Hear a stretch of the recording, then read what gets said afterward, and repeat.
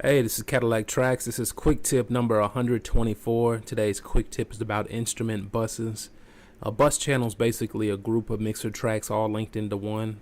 And it's a good idea if you're not doing it already. It's something that I was not doing for the longest. In fact, I just started this year, and I'm so glad I have. But it's real good and important to have bus channels set up.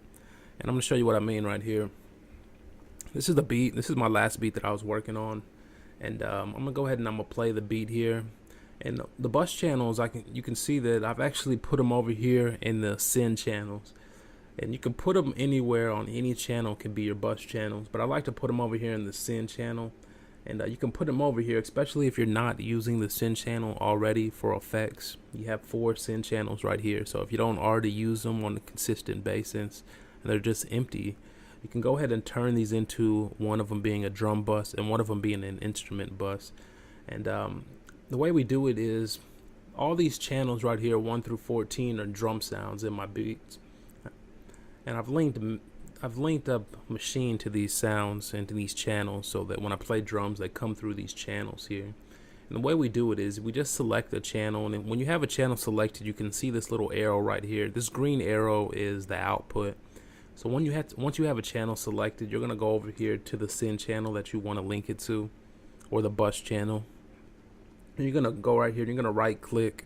When you right click, it's going to bring up this option, and you can go to route to this track only. And that's what you want to do. You want to route these channels only to this track. If you go to route to this channel and not the only option, it'll route it to this channel, and it'll also be routing it to the mixer. So you have 2 signals. It'll sound like it's doubled up, or it sound like it's playing twice. It's going to the mixer and it's going over here, which is again going to the mixer. So it'll be going to the mixer twice. What you want to do is, you can see as I scroll through different channels, they're all going only into that channel, and then in turn that channel's going to the mixer. So these sounds are still going to the master mixer like always, but they're all meeting here first at this drum bus.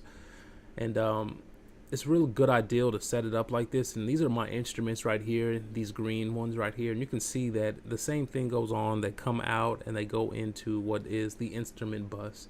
And there's 2 good reasons that I realized for having a bus or buses set up in your beat. I'm gonna go ahead, I'm gonna play this beat right here.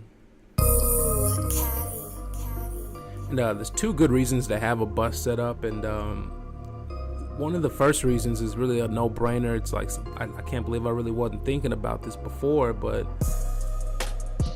it's to mute out sounds. Like, for example, if I wanted to mute out all the melody sounds, I could simply just click on the melody instrument bus and it'll take all the melody sounds out, and vice versa. I can click on the drum bus, it'll take all the drum sounds out. Before, if I wanted to do that, I would actually go through and I would click on all my drum sounds, which is kind of tedious. And I would do it that way, and it's just not as effective. Or if I wanted just the instrument sounds, I would literally click right here, click all the instruments, and then push play so that they would all play. Now we have just one button that we can separate between our instruments and our drums. That can be real good when mixing. And the second important reason to have a drum bus set up for yourself is so that you can actually have processing on the channel. Meaning I can process all these instruments and I can put effects on all of those as a group. And when you do that, you want to be real gentle and subtle, because it's going to affect all the sounds in that group, but it allows you to process that group as a whole. And one thing that a lot of people do, and it's real popular on a drum bus, is to compress or put compression on your drum bus to make the drums pop more. And you can use any type of compression. There's tons of them, so you can just pick one. This one right here, it's called the Glue. It comes from the SSL board, the big board they use in the multi-million-dollar studios. This is the hardware, the software emulation, the software copy of it.